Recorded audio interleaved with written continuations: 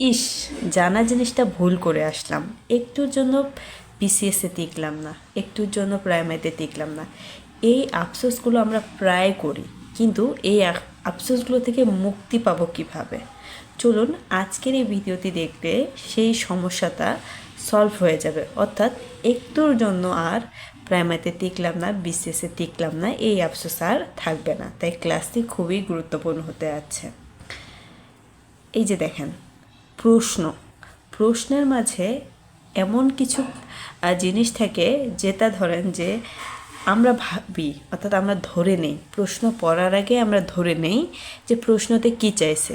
কিন্তু প্রশ্ন যদি পড়েন, শুরু থেকে শেষ পর্যন্ত যদি পড়েন, তাহলে বুঝতে পারবেন যে আমরা যে জিনিসটা ধরে নেই যে প্রশ্নে এটা চাইছে বা চাইতে পারে, সেটা চায়নি, চাইছে অন্য কিছু। তাই পরীক্ষা শুরু হওয়ার পর আমাদেরকে প্রথম যে কাজটা করতে হবে, এক, মাথা ঠান্ডা রাখতে হবে, দুই, এই জায়গা থেকে এই পর্যন্ত প্রশ্নটা কী চাইছে ভালোভাবে মনোযোগ দিয়ে পড়তে হবে এবং বুঝতে হবে।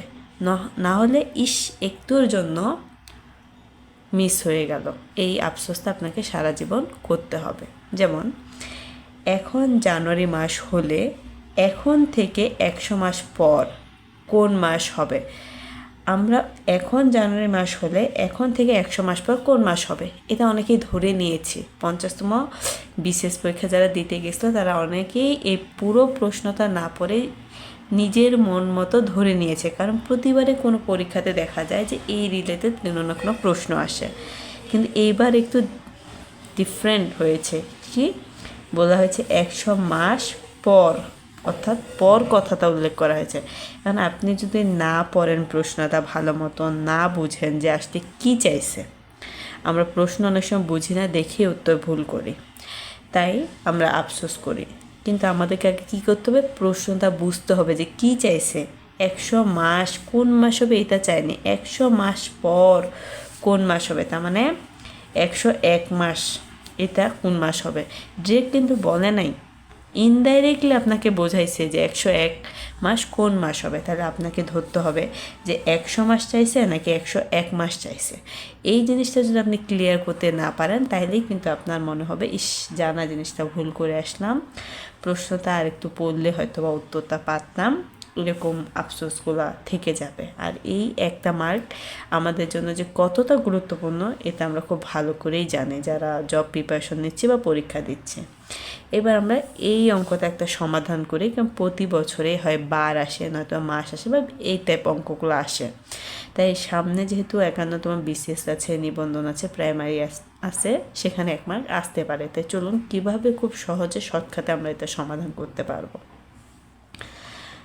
এখন জানুয়ারি মাস, তাহলে আমরা জানি 1 বছর সমান 12 মাস। তাহলে শুরুটা হয় জানুয়ারি দিয়ে, শেষটা হয় ডিসেম্বর।